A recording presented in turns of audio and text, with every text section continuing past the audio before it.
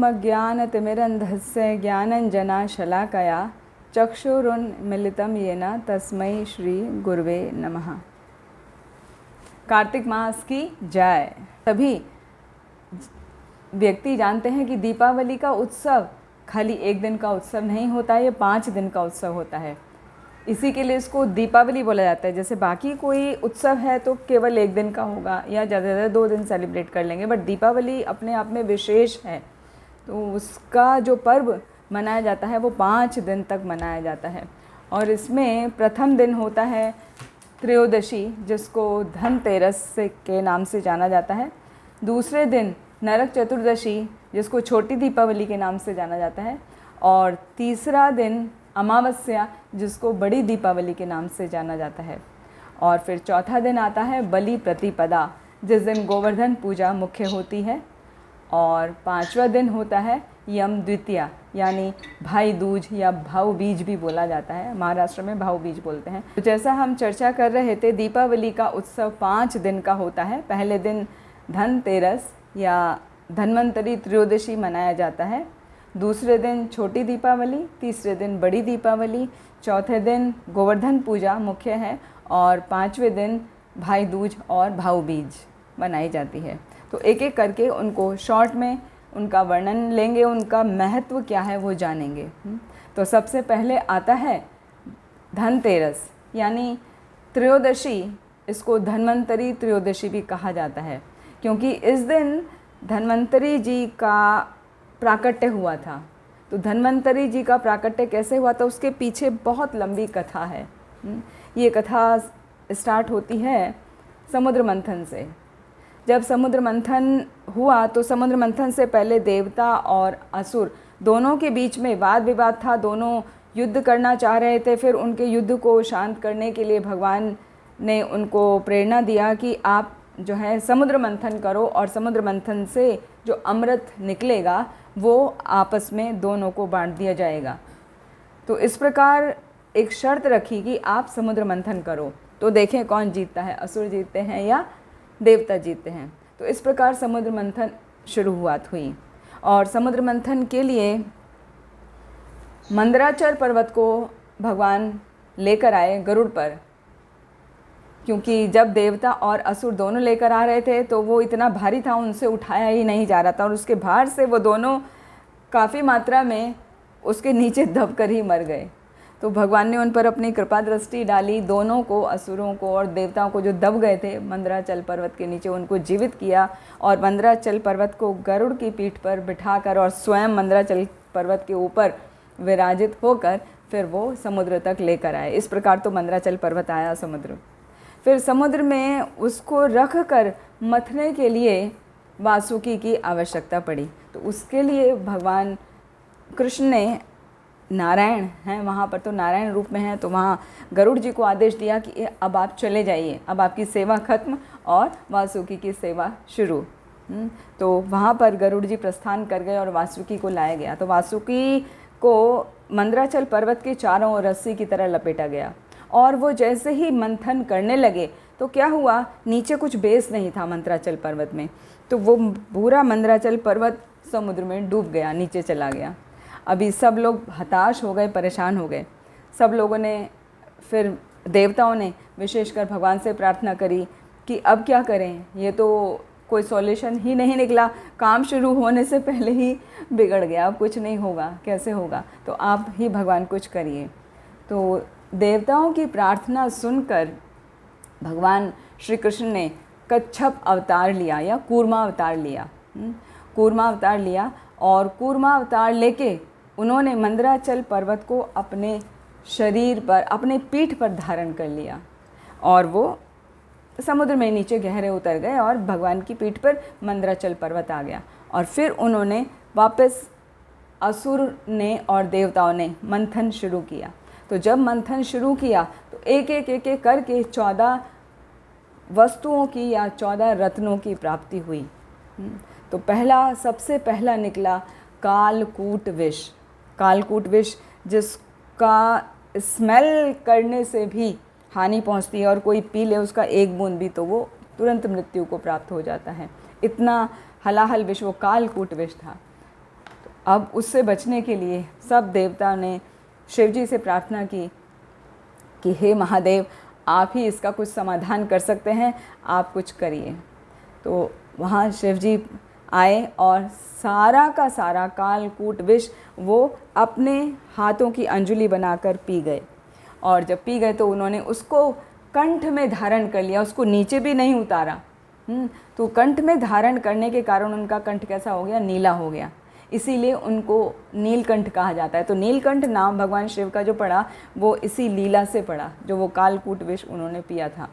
और उनकी जो पत्नी हैं उमा देवी, पार्वती देवी, दुर्गा देवी के नाम से भी जानी जाती हैं, उनको पता था कि मेरे पति शिव जी जो हैं वो कोई साधारण नहीं है, बहुत ही शक्तिशाली हैं, उनकी बहुत ही महिमा है।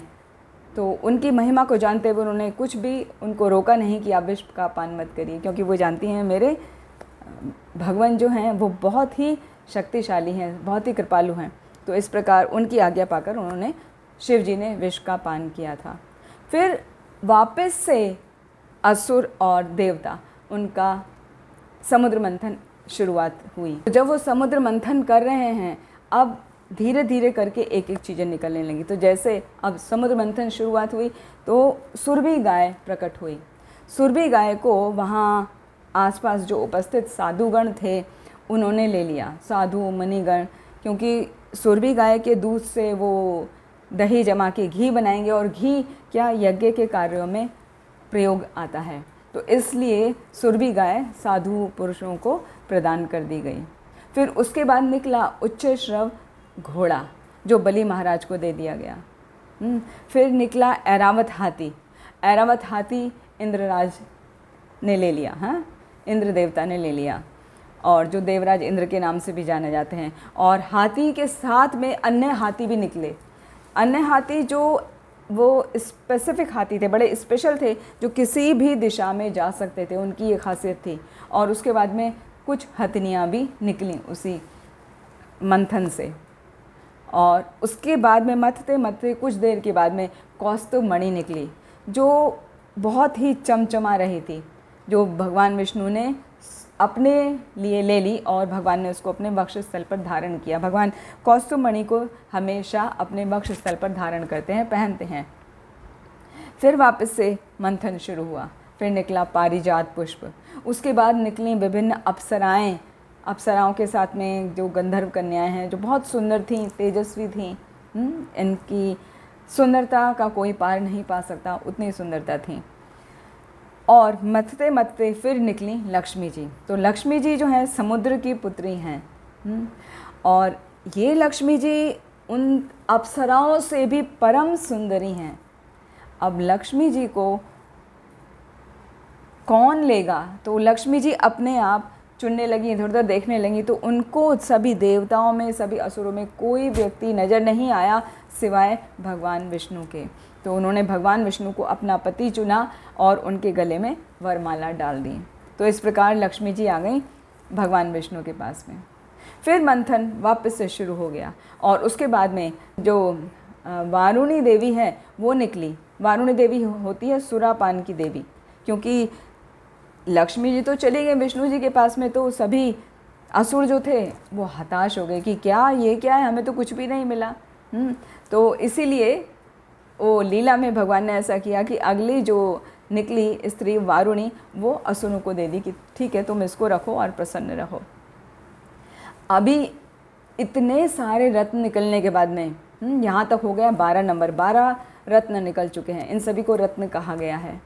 अभी आया नंबर धन्वंतरी का। अभी जो निकले धन्वंतरी निकले, और धन्वंतरी अपने हाथ में एक कलश, एक पात्र लेके निकले जो अमृत से भरा हुआ था, जिसके लिए पूरा समुद्र मंथन शुरू हुआ था। तो धन्वंतरी जी जो प्रकट हुए हैं वो त्रयोदशी के दिन प्रकट हुए हैं। तो कार्तिक मास के कृष्ण पक्ष के त्रयोदशी को धन्वंतरी जी का प्राकट्य हुआ, जिसे हम धनतेरस के रूप में मनाते हैं।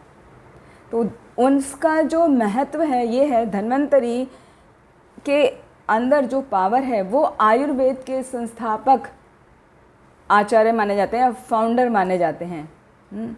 मतलब जो कोई धन्वंतरी की पूजा करता है उसको धन्वंतरी आरोग्य प्रदान करते हैं, सुखी समृद्धिपूर्ण जीवन प्रदान करते हैं, क्योंकि धन्वंतरी भगवान का ही अंश अवतार हैं। लेकिन हम लोगों की क्या आम धारणाएं हैं? हम लोग सोचते हैं कि धन त्रयोदशी का जो दिन है वो क्या है, बाहर जाके कुछ सामान खरीदा जाए, कुछ सोना खरीदा जाए, नया घर खरीदा जाए, नई कार खरीदा जाए। तो इस प्रकार से जो आजकल परंपरा चल पड़ी है वो हमारे आपस का स्पेक्यूलेशन है। शास्त्रों में उसका कहीं पर कोई वर्णन नहीं है। शास्त्रों में धन्वंतरी या धन त्रयोदशी का जो वर्णन है वो ये है कि उस दिन धन्वंतरी अमृत पात्र लेकर प्रकट हुए थे, तो हमें उस दिन उनकी पूजा करनी चाहिए जो भगवान विष्णु का ही अंश हैं, और उनसे आरोग्य का प्रार्थना करना चाहिए और उनसे सुख समृद्धि की प्रार्थना करनी चाहिए कि हमारा आपस में सबका रिलेशनशिप अच्छा हो। तो इमोशनल इंटेलिजेंस स्ट्रॉन्ग करने का और फिज़िकल हेल्थ अच्छा, फिज़िकल इंटेलिजेंस स्ट्रॉन्ग करने का दिन है। प्रेयर्स धन्वंतरी को करी जाती हैं धनतेरस के दिन, ठीक है। तो अब जब धन्वंतरी प्रकट हुए अमृत का कलश लेकर, तो उसके बाद में असुरों ने क्या किया, वो एकदम से अमृत का कलश छीन लिए धन्वंतरी के हाथ से और छीन के वो भागने लगे। अब सभी देवता तो निराश हो गए, क्योंकि इस पात्र के लिए ही तो, अमृत के लिए तो पूरा युद्ध हो रहा था। इतना कोशिश किया, मंदराचल पर्वत लेके आए और इतना वेट किया कि कुछ कुछ निकल रहा है, अमृत कब निकलेगा। तो अमृत निकला भी तो असुर लेके भाग गए, तो उनका पेशेंस पूरा खत्म हो गया। वो निराश हो गए सभी देवतागण और विष्णु भगवान के पास आए कि भगवान कुछ तो करिए है, ये तो अपना पूरा उत्पात मचा रहे हैं। तो भगवान ने कहा ठीक है, तुम शांत रहो, मैं करता हूँ। तो भगवान ने तुरंत इतना सुंदर एक स्त्री का रूप लिया, जिसे कहा जाता है मोहिनी अवतार। मोहिनी का अर्थ होता है जो किसी को मोहित कर ले, सम्मोहित कर ले, मतलब अपना ध्यान, किसी का ध्यान अपनी तरफ आकर्षित कर ले। तो भगवान का वो जो मोहिनी रूप है इतना सुंदर है कि लक्ष्मी जी भी उनके सामने फीकी हैं, जबकि लक्ष्मी जी जो हैं सभी अप्सराओं से भी परम सुंदरी हैं, और अप्सराओं को भी बताया गया था कि बहुत आकर्षक हैं, बहुत सुंदर हैं। तो परम परम परम में भी सर्वाकर्षक हैं हमारे भगवान नारायण और भगवान विष्णु और भगवान श्री कृष्ण, जो मोहिनी अवतार लेकर प्रकट हुए। और उनकी सुंदरता देखकर सभी असुरगण और देवतागण सभी मंत्रमुग्ध हो गए। देवताओं को तो पता है कि हमने प्रार्थना करी है, ये हमारे भगवान ही हैं, हमारे परम ईश्वर ही हैं, लेकिन असुरगण तो नहीं जान पाए। उन्होंने सोचा ये भी कोई परम सुंदरी स्त्री है, तो उनको असुरगण ऐसे देखने लगे, मोहित हो गए। और उनका युद्ध दूर कराने के लिए, आपस का जो बहस हो रही थी ना असुरों की और देवताओं की अमृत को पीने के लिए, मोहिनी ने कहा कि ये अमृत जो है मैं आपस में परस्पर तुम लोगों को बराबर बांट दूंगी, आप दोनों जो हैं लाइन लगा कर बैठ जाओ, असुरगण एक तरफ और देवतागण एक तरफ। तो इस प्रकार जब वो बैठे तो भगवान ने क्या किया, अब वो जान रहे हैं कि ये असुरगण इस योग्य नहीं है अमृत के, तो उन्होंने पहले वो देवताओं की पंक्ति में अमृत को बांटना शुरू कर दिया। लेकिन असुरगण भी कोई बेवकूफ़ नहीं है, वो बहुत इंटेलिजेंट है। उनमें से एक असुर जो था वो, उसको लगा कि ऐसा ना हो कहीं ये हमारा बेवकूफ़ बनाकर और सारा का सारा अमृत इन्हीं को पिला देंगे, क्योंकि जब अमृत बांटना शुरू किया था तब उन्होंने शर्त रखी थी, मोहिनी ने शर्त रखी थी कि जो मैं, जैसा मैं निर्णय लूँगी, जैसा मैं करूँगी, तुम मुझे टोकोगे नहीं। तो उसकी सुंदरता को देखकर, उसकी भोली बातों को देखकर असुरगण तैयार हो गए थे, तो वो कुछ कह ही नहीं सकते थे। इसीलिए जो असुर, जिसको शक हुआ कि हमें तो कुछ मिलेगा ही नहीं, तो उसने क्या किया, सूर्य और चंद्रमा के बीच में थोड़ा सा स्पेस था, वहाँ जाके वो बैठ गया और उसने रूप ऐसा भर लिया जैसे वो देवता हो, कोई पहचान ही नहीं पाए। अभी भगवान मोहिनी रूप में आ रहे हैं, अमृत बांटते बांटते, सूर्य देवता का है, सूर्य को अमृत दिया। अभी उसके बाद में नेक्स्ट कौन बैठे हैं, या असुर बैठा हुआ है, इसको दे दिया और अगले चंद्र को देने लगे। जब चंद्र को देने लगे तो उस असुर ने क्या किया, उससे पेशेंस कुछ हुआ ही नहीं, धैर्य हुआ ही नहीं, उसे तुरंत उठा के ऐसे पीने लगा। तो जैसे ही उसने तुरंत ऐसा एक्शन किया कि तुरंत पी रहा है हड़बड़ी में, तो भगवान को तब एकदम से क्लिक हुआ, अरे ये तो असुर है, ये तो गड़बड़ हो गई। और भगवान ने अपना मूल स्वरूप ले लिया और चक्र धारण करके तुरंत उसका सर काट दिया, गला काट दिया। लेकिन तब तक एक बूंद उसके मुख में जा चुकी थी, गले तक पहुंच चुकी थी। तो गला कटने के बाद भी वो मरा नहीं, उसका जो सर है वो अलग हो गया, धड़ अलग हो गया। तो सर जो बना वो राहु के नाम से जाना जाता है और जो धड़ बना वो केतु के नाम से जाना जाता है। तो राहु अभी भी जीवित है और इसीलिए कहा जाता है कि जब ये राहु सूर्य और चंद्रमा के बीच में आता है तो चंद्र ग्रहण और सूर्य ग्रहण लगता है। तो वो हम जाएंगे, वो अलग हो जाएगा। तो इस प्रकार मोहिनी अवतार लेकर भगवान ने सभी देवताओं को अमृत बांट दिया। और लास्ट में आते आते, लास्ट में थे ना वो सूर्य चंद्रमा, तब ऐसा वो असुर बीच में आ गया था। तो सब देवताओं ने जब अमृत का पान कर लिया और भगवान ने उसका सर काट दिया राहु का, तो सब अब ये युद्ध समाप्त हो गया। तो इस प्रकार हम देखते हैं कि धनतेरस के दिन एक ही दिन में भगवान के तीन अवतार हुए हैं।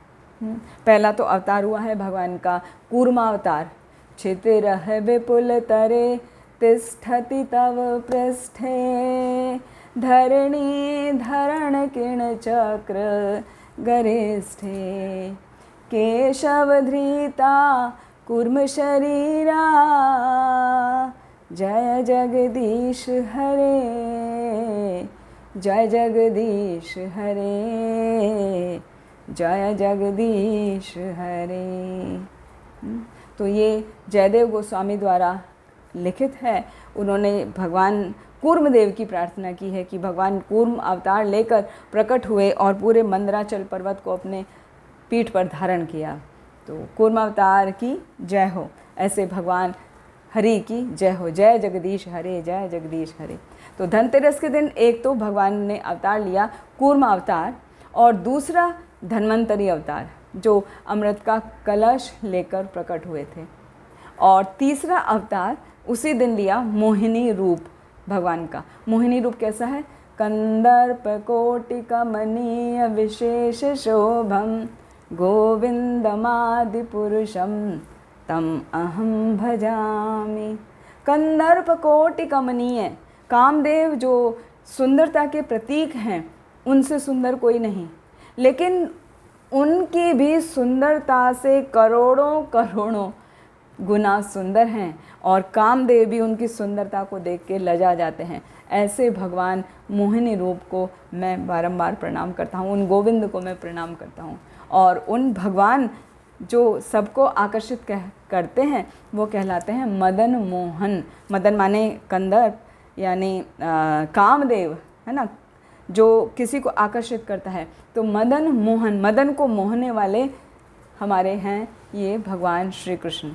और मदन मोहन मोहिनी कहलाती हैं श्रीमती राधा रानी, जो मदन मोहन को भी मोहित करने वाली हैं। तो इस प्रकार धनतेरस के दिन हमने देखा कि भगवान के 3 अवतार प्रकट हुए।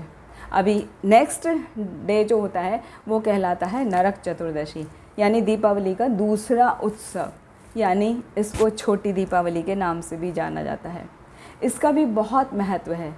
ये जो नरक चतुर्दशी है ये बेसिकली नरकासुर या भौमासुर के नाम से प्रख्यात है। तो उस दिन क्या था, नरकासुर का वध किया था भगवान ने। और नरकासुर कौन है? नरकासुर कोई साधारण असुर नहीं है, भगवान विष्णु का ही पुत्र है जो भूमि देवी से भगवान को प्राप्त हुआ था। तो भगवान का पुत्र है और भूमि देवी भगवान की पत्नी है, तो उनका पुत्र है नरकासुर। और भूमि देवी के कारण उनका नाम एक भौमासुर भी है। तो कोई नरकासुर बोलते, कोई भौमासुर बोलते। नरकासुर बोला जाता है क्योंकि उनका कार्य ऐसा था जो उनको नरकगामी बनाया, हाँ, या करने वाला है नरकगामी, इसलिए नरकासुर कहा जाता है। तो नरकासुर क्या था? भगवान का पुत्र होने के कारण था तो उसका जन्म बहुत अच्छा, लेकिन उसकी संगति खराब हो गई थी। वो असुरों के साथ में रहता था, तो असुरों के साथ में रहने के कारण उसका स्वभाव भी पूरा असुर जैसा ही हो गया था।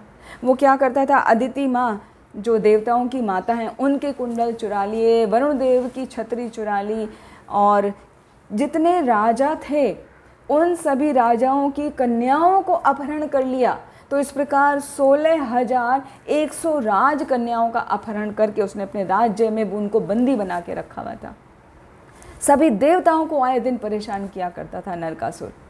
तो जब सभी देवता परेशान हो गए और इतना सब देखा कि देवताओं की माता को नहीं छोड़ा है, उनके कुंडल चुरा लिए हैं, सभी देवताओं का कुछ कुछ चोरी कर रहा है, इतनी सारी कन्याओं का अपहरण करके रखा है, तो देवता गण परेशान होकर भगवान विष्णु के पास गए और उनसे प्रार्थना करने लगे कि भगवान इसका कुछ करिए, सबकी रक्षा करिए, ये तो बहुत ही ज़्यादा आतंक कर रहा है, तो इन सब की रक्षा करिए। तो भगवान ने विशेषकर 2 कार्य करने के लिए नरक चतुर्दशी का दिन चुना। एक तो नरकासुर का वध करने के लिए और 16,100 कन्याओं का उद्धार करने के लिए।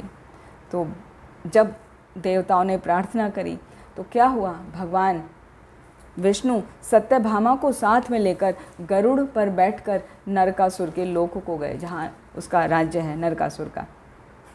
और जब वहाँ पे पहुँचे तो उसका जो सेनापति है, मुर उसका नाम है, तो मुर से लड़ाई हुई, सबसे पहले सेनापति से लड़ाई हुई और उसको भगवान ने मार गिराया। और मुर को मारने के कारण भगवान का नाम पड़ा मुरारी।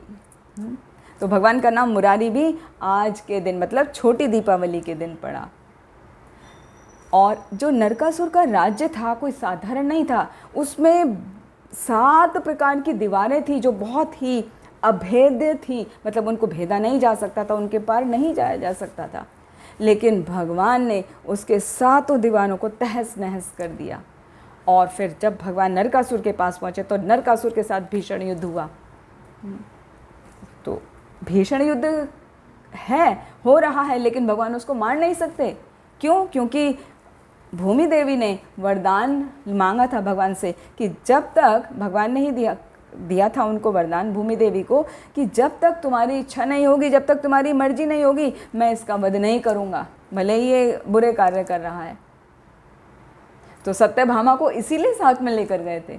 सत्यभामा भगवान की पत्नी है ना, तो उनसे पूछा कि हे देवी, यदि तुम्हारी आज्ञा हो तो इसका मैं कुछ करूं? बताओ आपकी क्या इच्छा है। तो वहाँ पर भूमि देवी या सत्यभामा कहने लगी कि हे भगवान, ये इसने जितना आतंक मचाया हुआ है ना, सबको परेशान किया हुआ है, इसका और कोई तरीका नहीं है, आप इसका वध कर दीजिए, आप निसंकोच इसका वध कर दीजिए, आप घबराइए नहीं, मेरी पूरी परमिशन है आपको। तो सत्यभामा की ऐसी बात सुनकर परमिशन लेकर भगवान प्रसन्न हो गए और नरकासुर का वध कर दिया। और नरकासुर का वध करने के कारण उस दिन का नाम पड़ा नरक चतुर्दशी। तो ये नरक चतुर्दशी बहुत ही इम्पॉर्टेंट है। तो इस दिन भगवान ने मुरारी को भी मारा और नरकासुर को भी मारा। दो जो बड़े ताकतवर असुर थे उनका वध किया। एक तो उनका अपना पुत्र था और दूसरा काम क्या किया वध करने के अलावा, ये 2 लोगों का वध किया और 16,100 कन्या जो नरकासुर ने अपने राज्य में कैद करके रखी हुई थी उनको बंधन मुक्त कर दिया।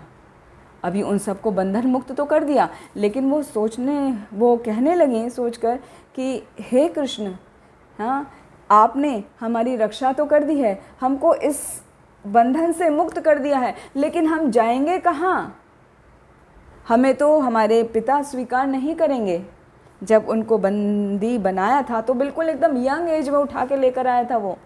हम यहाँ इसकी कैद में हैं तो हमें कौन स्वीकारेगा? हमें कोई नहीं स्वीकारेगा। तो कृपया करके हमारा वरण कर लीजिए, आप ही हमें स्वीकार करिए और कोई हमारा नहीं है।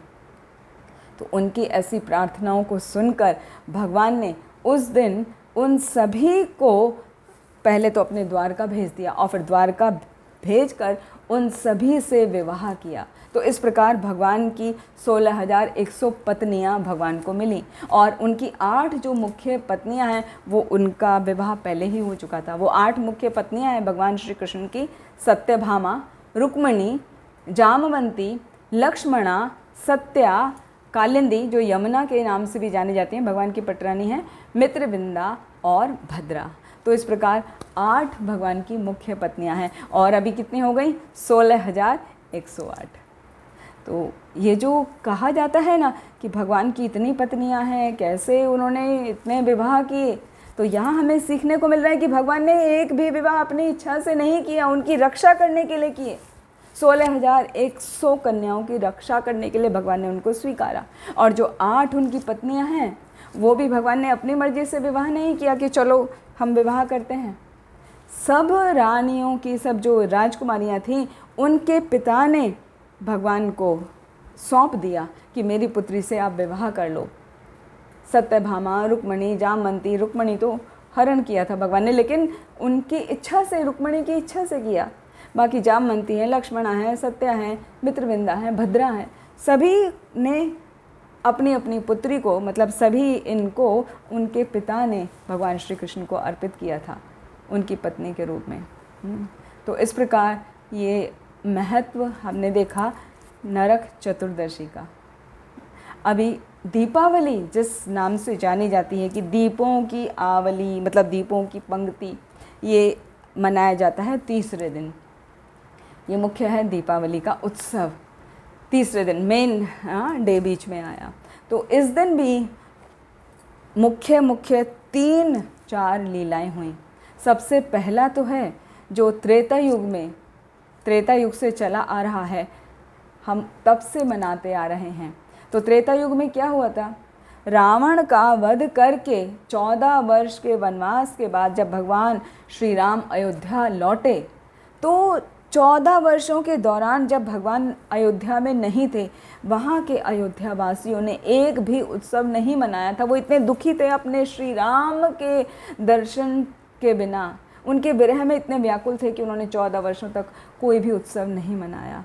और अब 14 वर्षों के बाद जब भगवान आए हैं तो वो इतने अधिक प्रसन्न हुए कि उन्होंने उसको दीपावली के रूप में मनाया। मतलब पूरे नगर को दीपों की पंक्ति से सजा दिया गया। दीपावली का मतलब है दीपों की पंक्ति, जिसको दीपावली शॉर्ट में बोल देते हैं। तो पूरे नगर को ऐसा सजा दिया कि पूरा नगर जगमगा उठा, प्रकाशमान हो गया। तो उस दिन के प्रतीक स्वरूप हम दीपावली मनाते आ रहे हैं। एक भजन भी है ना बहुत सुंदर, चौक पुरावो माटी रंगाओ, आज श्री राम मेरे घर आवेंगे। अन्य या राधा रमन मेरे घर आवेंगे। तो ये सब भजन जो हैं वो भगवान के आगमन में गाए जाते हैं।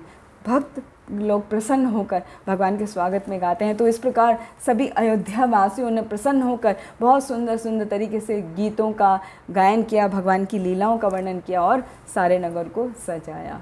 तो एक तो महत्व है ये भगवान श्री राम से जुड़ा हुआ दीपावली का। दूसरा हम देखते हैं दामोदर लीला, जो आप सभी जानते हैं। अभी पूरी दामोदर लीला अपने आप में 1 घंटे का सेशन है, तो उसको एकदम शॉर्ट में लेंगे, अदरवाइज़ सारा समय उसमें चला जाएगा। अभी तो 3 और उत्सव बाकी हैं। तो दामोदर लीला द्वापर युग में हुई।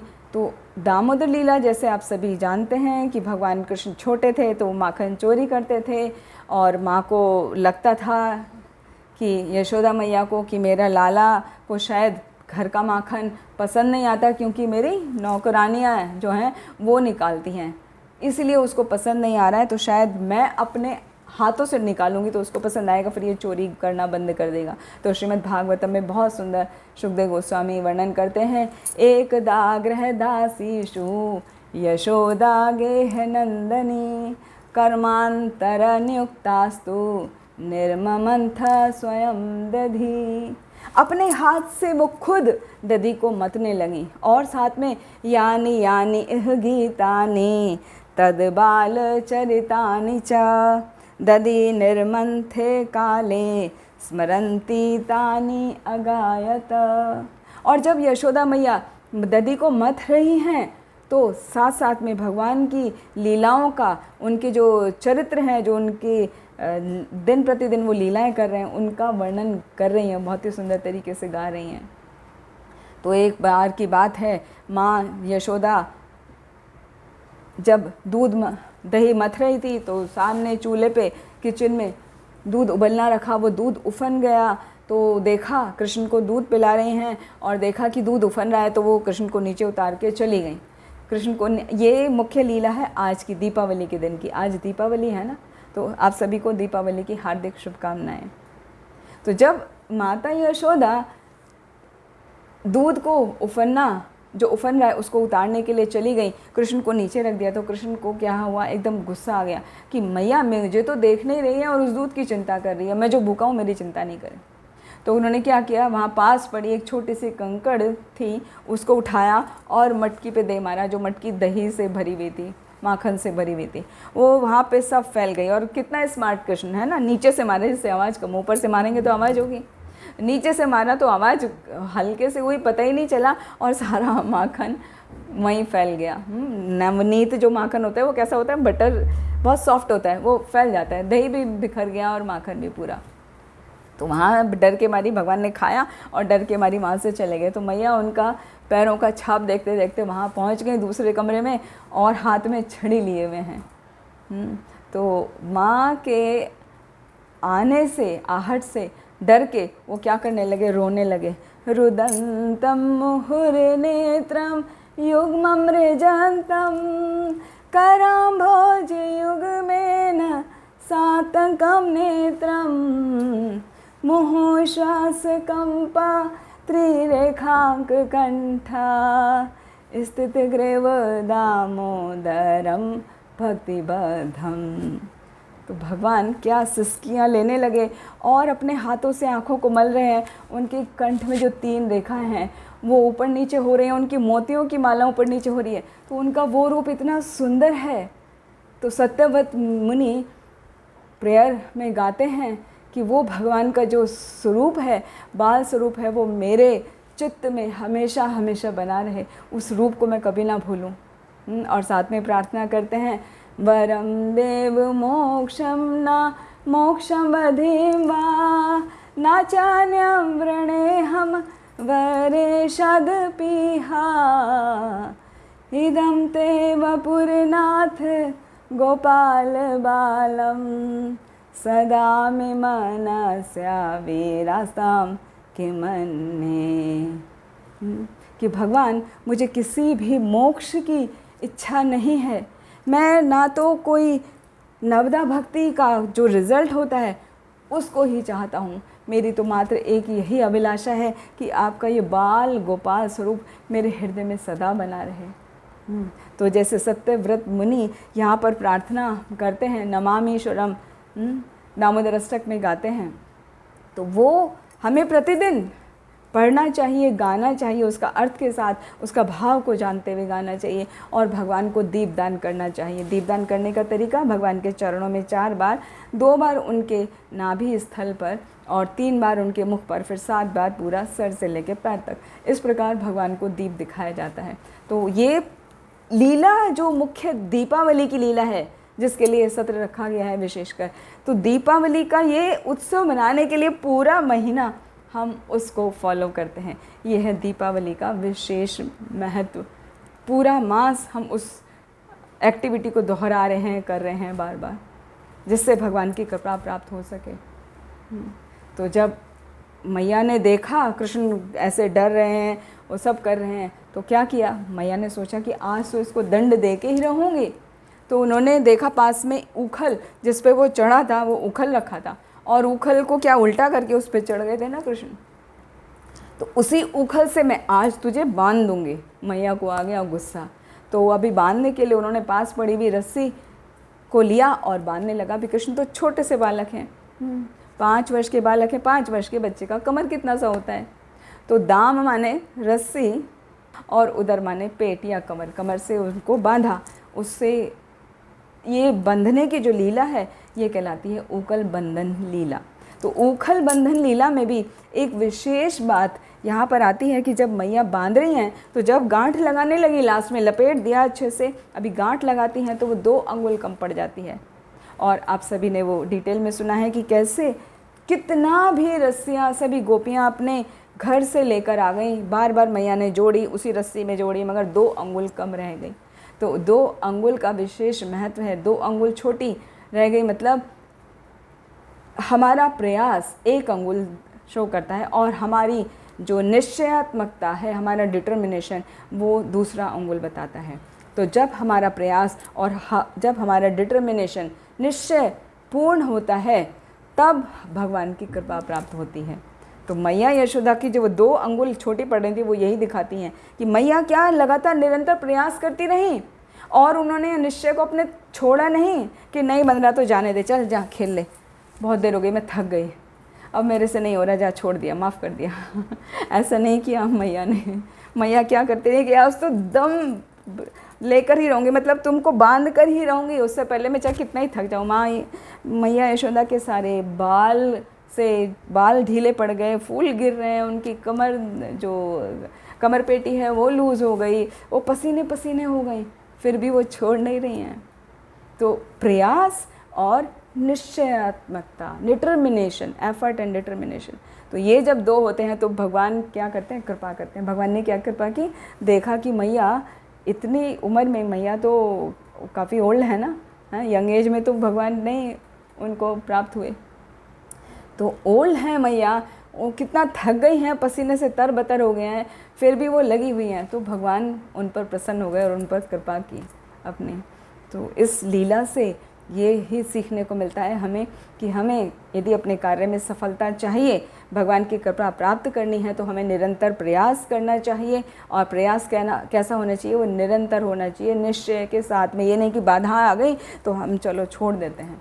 तो जब तक निरंतरता, बाधाओं को दूर करते हुए और प्रयास आप नहीं करेंगे, आपको कृपा की प्राप्ति नहीं होगी। और यदि ये दोनों एक साथ करेंगे तो आपको भगवान की कृपा अवश्य ही प्राप्त होगी। तो ये दामोदर लीला की विशेष सीख है जो दीपावली के दिन भगवान श्री कृष्ण ने स्वयं दिखाई। तो इस दिन 2 मुख्य लीलाएं हुई। एक तो ये उखल बंधन लीला, हाँ, उससे पहले हमने बताया था भगवान श्री राम जो अयोध्या पधारे, और एक और लीला मुख्य हुई यमल अर्जुन उद्धार लीला। अब जब मैया ने बांध दिया उखल से और बांध के वो वापस चली गई, अभी इतना भारी उखल है, कहाँ जाएगा लाला, यहीं तो रहेगा, यहीं छोटा मोटा घूम लेगा और क्या। तो मैया बेफिक्र होकर चली गई अपना रसोई गृह में, वहाँ जाके खाना पकाने की तैयारी वो सब करने लगी। और कृष्ण ने क्या किया, उन्होंने कहा अच्छा मैया, एक तो मुझे माखन नहीं खिलाया, मुझे दूध नहीं दिया पीने को पूरा, और मुझे बांध भी दिया, अब देखो मैं क्या करता हूँ। तो मैया को दिखाने के लिए क्या किया, कृष्ण चलने लगे, जैसे चलने शुरू हुए तो वो उखल गिर गया। अब गिर गया तो कैसे, वो हॉरिजॉन्टल गिरा और वो लुढ़कने लगा। लुढ़कते लुढ़कते अभी नंद बाबा के जो आंगन है उसमें 2 पेड़ खड़े थे जो पिछले 100 वर्षों से थे। और कृष्ण ने क्या किया, उन्हें तो पता है ना कौन है ये, वो हैं कुबेर, जो देवताओं के कोषाध्यक्ष हैं, उनके पुत्र नलकूबर और मणिग्रीव। तो कृष्ण को तो पता है आज उद्धार लीला करनी है उनकी, तो वो उन दोनों वृक्षों के बीच में से निकल गए। अब बालक है, छोटा सा रूप है उनका, तो उसमें से तो निकल गया, लेकिन उखल तो बड़ा है, उखल तो कैसे निकलेगा, उखल उसमें फंस गया। तो जैसे ही उन्होंने खींचा, हाँ, थोड़ा सा जोर लगाया, तो दोनों वृक्ष धड़ाम करके तेज आवाज़ के साथ गिरे और वो उखड़ गए।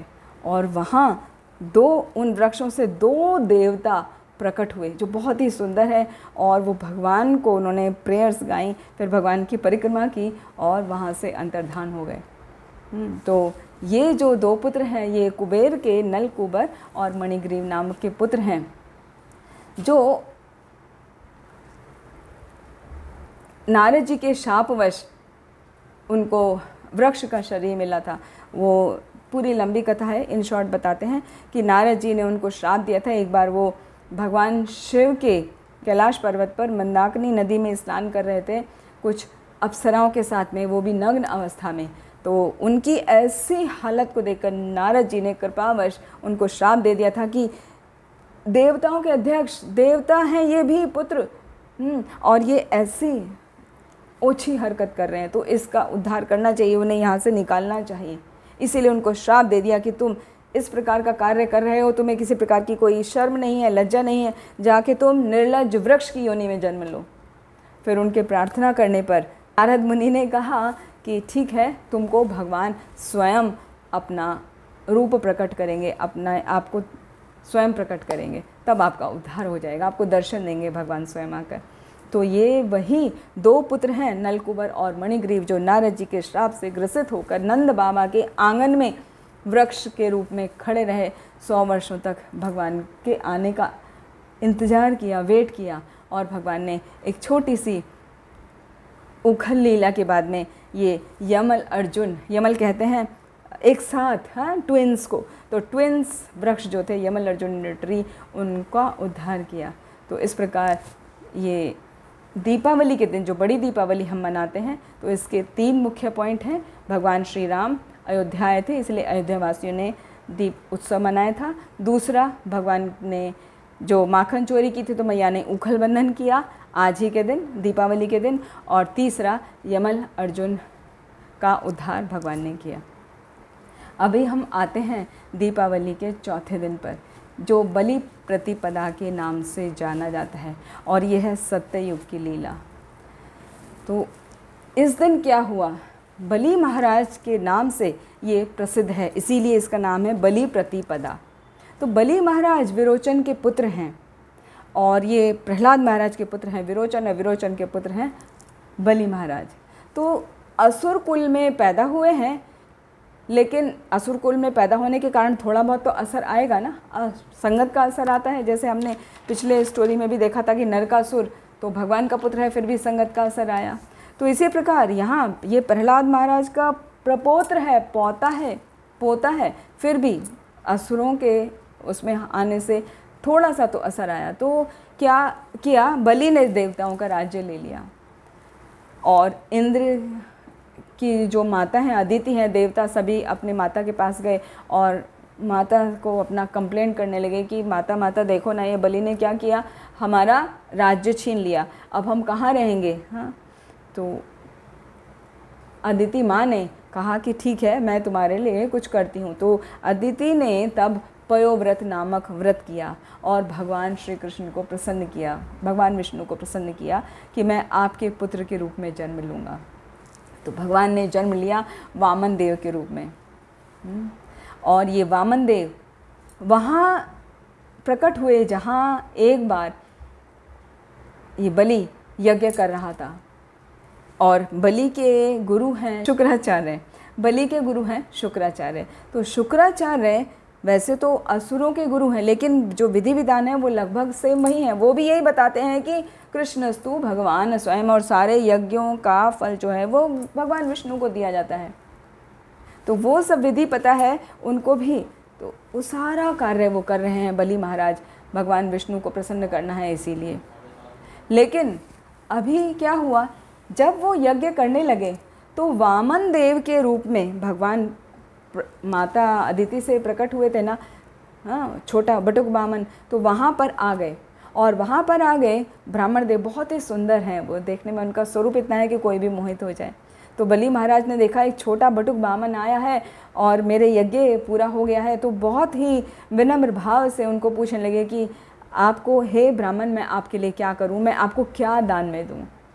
तो वहाँ पर वामन देव ने कहा मुझे कुछ नहीं चाहिए बलि महाराज, मुझे कुछ नहीं चाहिए, मुझे केवल 3 पग भूमि दे दीजिए।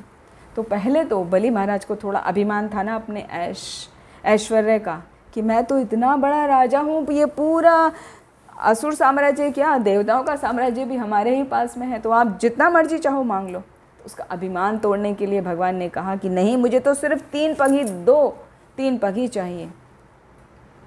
तो थोड़ा वार्तालाप हुआ, वो सब बहुत लंबा है। तो वार्तालाप के बाद में ये निर्णय हुआ, बलि महाराज तैयार हो गए कि ठीक है, आपको जितना चाहिए मैं उतना ही आपको देता हूँ। और ऐसा करके वो आचमन करने लगे, और आचमन करके जैसे ही वो उनको दे रहे थे, आचमन करने के बाद जो वर दिया जाता है, दान कर रहे थे, तुरंत बलि महाराज के गुरु जो हैं शुक्राचार्य वहाँ पर पहुँच गए और वो मना करने लगे, अरे बलि, तुम ये क्या कर रहे हो, ये दान मत दो, ये कोई साधारण ब्राह्मण नहीं है, तुम इसे बटुक ब्राह्मण समझ रहे हो, ये तो विष्णु का अवतार है और ये तुम्हारा सब कुछ लूट लेगा, तुम इसे मत दो, 3 पग भूमि मत दो। तो बलि महाराज कहने लगे कि हे गुरुदेव, शुक्राचार्य आप ही तो बताते हैं कि सब यज्ञ जो करे जाते हैं वो विष्णु की ही प्रसन्नता के लिए किए जाते हैं, और आप बता रहे हैं कि विष्णु का ही अवतार है, स्वयं विष्णु है, तो वो आए हैं उनकी प्रसन्नता के लिए, मैं उनको दे रहा हूँ, तो क्या गलत है, आप मुझे क्यों रोक रहे हो?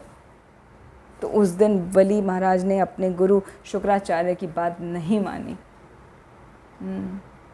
और वो उन्होंने पूरा कर दिया। उसमें क्या, शुक्राचार्य उसमें बैठ गए पात्र में, जिससे वो आचमन का जल बाहर ना आए, तो वो तिनका, एक घास का तिनका लेके वो उसमें कचरा कुछ फंसाए करके निकाला, तो उसमें उनकी एक आँख फूट गई शुक्राचार्य की, जिसको कहा जाता है कि वो एक आँख से देख नहीं पाते।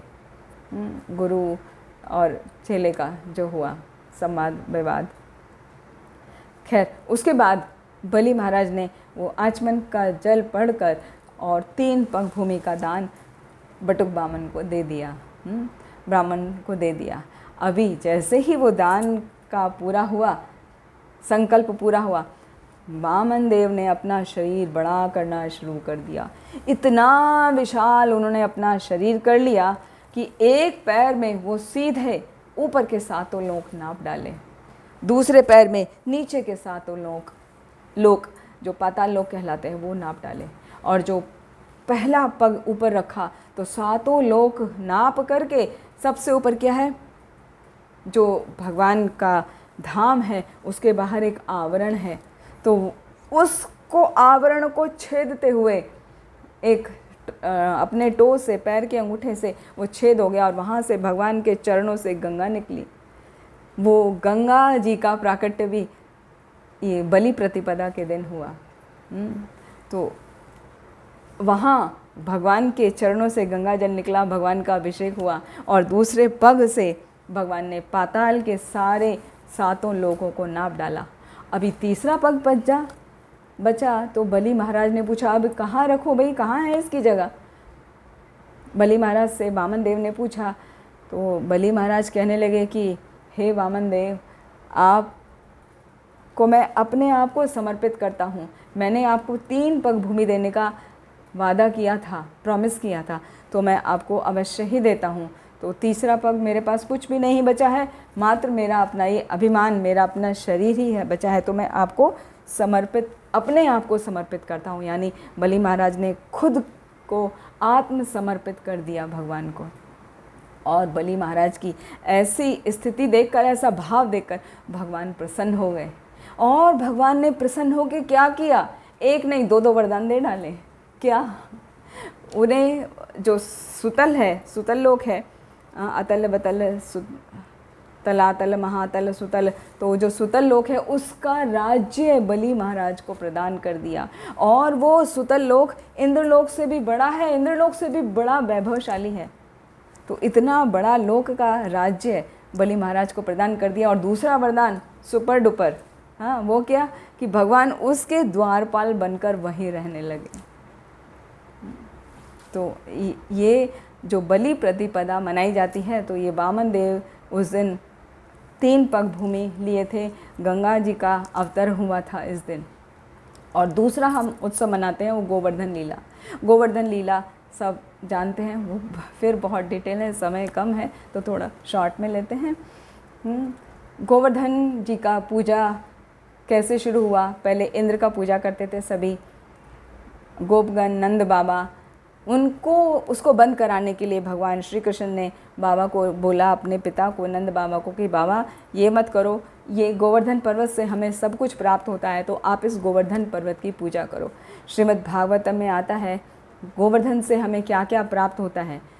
हंतायम मद्रबला हरिदास वर्यो श्री राम कृष्ण चरणा स्पर्शः प्रमोदः आनं तनोति सहगो गणयोर्तर्योर्यत् पानीयसूयवस् कंदर कंदमूलः। कि ये जो गोवर्धन है ये हरिदास में भी सर्वश्रेष्ठ है, क्योंकि इससे कंद, मूल, फल, पानी, जल, नर्म मुलायम घास, बिस्तर, गुफाएं, रहने की जगह, सभी कुछ तो इससे प्राप्त हो रहा है। और यहाँ तक कि विभिन्न प्रकार के रत्न, खनिज, लवण, तो जीवन की हर आवश्यकता सबकी पूरी हो रही है, हमारी ही नहीं, सभी मनुष्यों की, सभी गायों की, सभी अन्य अन्य पशुओं की, सबकी हर ज़रूरत वहाँ से गोवर्धन से ही पूरी हो रही है, तो आप क्यों नहीं गोवर्धन की पूजा करते हैं। तो नंद महाराज कृष्ण की बात सुनकर तैयार हो गए और उस दिन गोवर्धन की पूजा हुई। तो तब से ये गोवर्धन लीला मनाई जाती है और भगवान ने उस दिन स्वयं गोवर्धन की परिक्रमा की और ब्रजवासियों ने भी सब परिक्रमा की।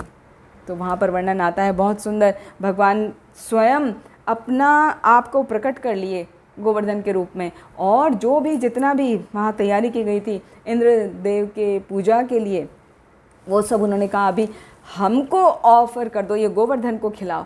और भगवान वहाँ स्वयं प्रकट हो गए और कहते हैं अन्य ओर अन्य ओर अन्य ओर, और लाओ और लाओ और लाओ। तो वहाँ जितना भी सब भोग बनाया था वो सभी भगवान ने खा लिया। तो इसलिए वहाँ पर अन्नकूट का हमेशा हम देखते हैं कि गोवर्धन पूजा में बड़ा बड़ा लार्ज स्केल पर विभिन्न प्रकार के अन्न और पकवान आदि बनाए जाते हैं और भगवान को भोग लगाया जाता है। और साथ में गौ पूजा होती है, गायों की भी पूजा होती है इस दिन खासकर। और जब ये गोवर्धन पूजा हुई, अभी गोवर्धन पूजा होने से इंद्र जो है वो नाराज़ हो गए, ये क्या हो रहा है, जो काम मेरे लिए होना था ये तो पर्वत की पूजा कर रहे हैं, जड़ वस्तु की पूजा कर रहे हैं, मुझे छोड़ दिया, चेतन को छोड़ दिया।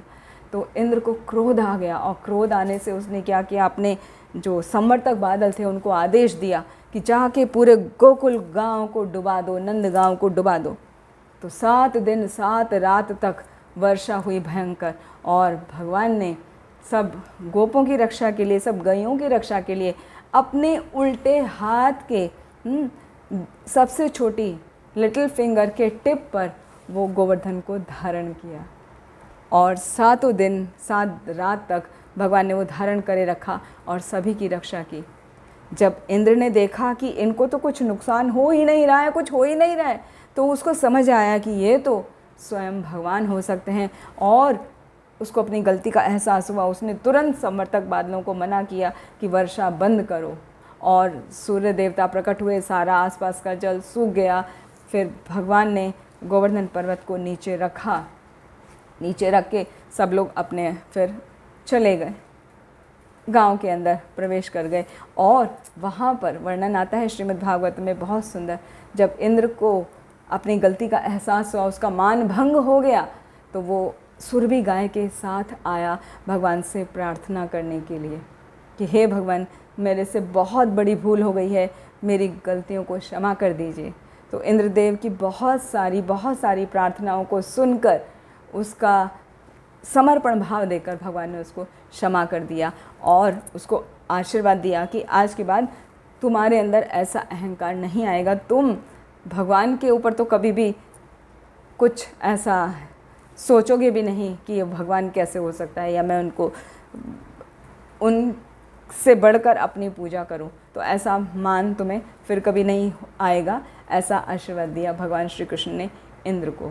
तो इस प्रकार बलि प्रतिपदा वाले दिन, यानी बड़ी दीपावली से अगले दिन, हमने देखा पहला बलि महाराज का मान भंग किया, लेकिन उसको आत्मसमर्पण की वजह से भगवान ने सबसे बड़ा लोक दे दिया और भगवान उसके खुद द्वारपाल बन गए। और दूसरी चीज़ हमने देखी, इस दिन बलि प्रतिपदा के दिन गोवर्धन लीला भगवान ने बहुत सुंदर तरीके से की, और जो हम सभी अन्नकूट उत्सव मनाते हैं, गो पूजा करते हैं, सभी गायों की पूजा करने के बाद परिक्रमा करते हैं, गोवर्धन का परिक्रमा करते हैं। और ये गोवर्धन की परिक्रमा जो है भगवान श्री कृष्ण ने शुरू की थी, सभी ब्रजवासियों ने शुरू की थी।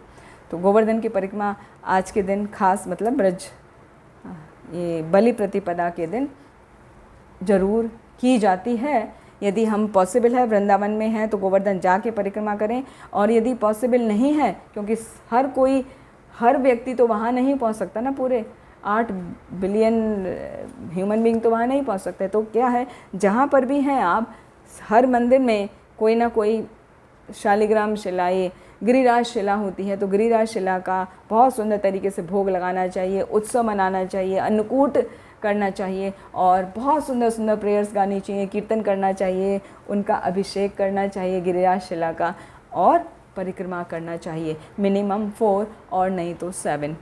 It depends on your rush की रश कितना है वहाँ पर, और उतना भी नहीं हो पाए, बहुत ज़्यादा रश है तो कम से कम एक परिक्रमा तो अवश्य ही करना चाहिए अपने मंदिर में, गिरिराज शिला का जहाँ पर वो स्थापित होती हैं उस फंक्शन के लिए, जिससे हम भगवान से प्रार्थना कर सकें कि हे भगवान, जिस प्रकार आपने इंद्र का मान भंग किया, इसी प्रकार हमारा जो झूठी मान प्रतिष्ठा का हमको मान आ जाता है, कृपया करके उसको भी नष्ट कर दें। और जिस प्रकार आपने ब्रजवासियों पर अपनी कृपा दृष्टि बनाए रखी, इस प्रकार हमें भी अपनी कृपा प्रदान करके हमें अपनी भक्ति में लगाए रखें, जिससे हम आपकी सेवा में निरंतर लगे रहें। ऐसी प्रार्थना हमें गोवर्धन लीला के समय भगवान से जरूर करनी चाहिए।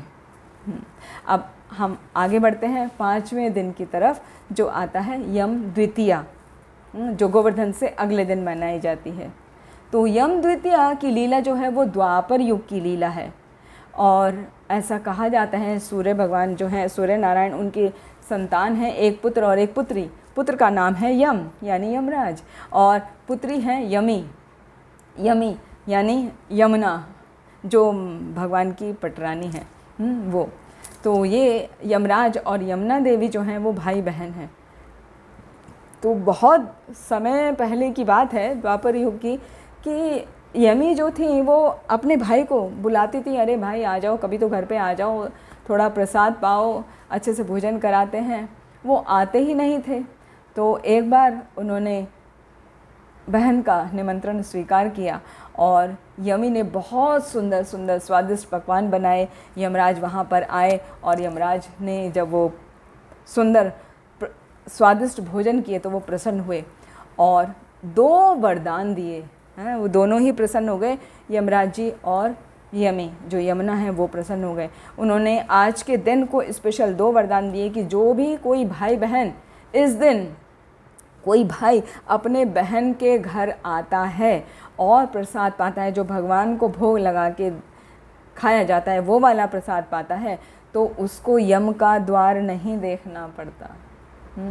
तो ये तो दिया यमराज जी ने। और यमी ने क्या वरदान दिया? यमी ने कि जो कोई भी आज के दिन मेरी इस रिवर में, यमुना रिवर में, यमुना नदी जो भगवान की ही पटरानी है, उसमें आके यदि कोई स्नान करता है तो उस दिन उसको कोई भी स्नान करने का फल ये होगा कि उसको यमराज का द्वार नहीं देखना पड़ेगा, मतलब वो वैकुंठ को जाएगा। क्योंकि यमुना जी में स्नान करने का इतना महत्व है कि व्यक्ति के सभी पाप बंधन टूट जाते हैं, सभी पाप नष्ट हो जाते हैं और वो शुभ मंगल को प्राप्त करता है। तो शुभ मंगल प्रदायिनी है यमुना महारानी। तो यमुनाष्टकम उस दिन पाठ कर सकते हैं। यम द्वितीया के दिन यदि पॉसिबल है तो आप यमुना जी में स्नान करिए भाई बहन, और नहीं कर सकते हैं तो यमुना जी का जल लेकर आइए। जब भी आप वृंदावन जाते हैं तो अपने सिर पर उसको छिड़क लीजिए और यमुनाष्टक का पाठ करिए। तो वहाँ पर यमुनाष्टक का पाठ में बहुत सुंदर वर्णन किया गया है, 8 स्टैंजा हैं कि किस प्रकार यमुना महारानी जो है सभी पापों को नष्ट करने वाली हैं, और जब सबके पाप नष्ट हो जाते हैं तो वो शुभ मंगल प्रदान करने वाली हैं और भगवान की भक्ति प्रदान करने वाली हैं, और इस शरीर को छूटने के बाद वो वैकुंठ लोक को प्राप्त होते हैं। तो वो यमुनाष्टक का हो सके तो उसको ज़रूर पाठ करना चाहिए यम द्वितीया के दिन। और सभी भाइयों को अपनी बहन के घर जाकर प्रसाद पाना चाहिए, बहन को नहीं बुलाना चाहिए, भाई को जाना चाहिए बहन के घर। कई बार उल्टा भी हो जाता है ना, आजकल के परिवेश में ऐसा बोलते नहीं क्या फ़र्क पड़ता है, बहन तू आ जा। नहीं, ये यम द्वितीया वाला जो है इस दिन, इसको भाऊ बीज भी बोलते हैं, भाई दूज भी बोला जाता है। बहन के घर भाई को आना चाहिए, और जो दूसरा होता है रक्षाबंधन, रक्षाबंधन के घर बहन को जाना चाहिए भाई के घर। तो इस प्रकार ये हमारे सामाजिक भाई बहन के रिश्तों को स्ट्रॉन्ग करने वाला भी एक अच्छा त्यौहार है जो दीपावली के अंतिम दिन मनाया जाता है। तो इस प्रकार आज के सत्र में हमने देखा कि इन 5 दिनों की क्या क्या विशेषता है, जो कि बहुत लंबी है, फिर भी कोशिश किया हमने मुख्य मुख्य पॉइंट्स कवर करने का कि इन 5 दिनों में हमको क्या क्या करना चाहिए, किस भाव से करना चाहिए, क्या क्या प्रार्थनाएं करनी चाहिए। तो यदि हम भगवान को समर्पित रहते हुए, समर्पित होते हुए, अपना परिवारजनों की सुख शांति के लिए, भक्ति में लगे रहने के लिए हम भगवान को समर्पित होते हैं तो भगवान हम पर ज़रूर कृपा करते हैं। इसी के साथ आज के सत्र को यहीं समाप्त करते हैं। आप सभी का बहुत बहुत धन्यवाद। हरे कृष्ण।